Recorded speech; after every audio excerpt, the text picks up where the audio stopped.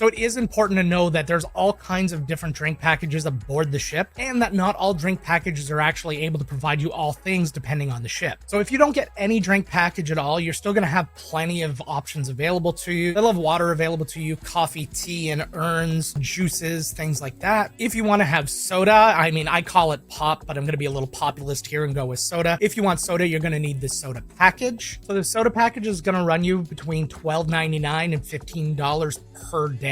That's going to depend on the ship, time of year, things like that. And what that's going to get you is a souvenir cup that you're going to be able to refill at any of those Coke Freestyle stations. Now, the refreshment package is the soda package plus a little bit extra. Now, it can run you anywhere from $29 to $42 a day, and it only includes non-alcoholic beverages, but more than just the soda package. So you're going to get things like freshly squeezed juice, sparkling water. If there's a Johnny Rockets on your ship, milkshakes are included, mocktails, things like that. Now, for me, I don't think that one's worth it to me because I'm not going to spend that much extra money in milkshakes a day. I know I look like I might, but I won't, and I just don't see the value in that. Now comes the deluxe beverage package. Now this one's going to be your most expensive one, anywhere between $55 and $120 a day. But this one is going to include your alcohol if that's what you're into. I don't personally drink, so again, completely lost on me. But for someone who does, this is going to get you all your cocktails, beer, wine, everything like that. But it does have a cap on a price per drink, and that's $14. So if you go to any of those really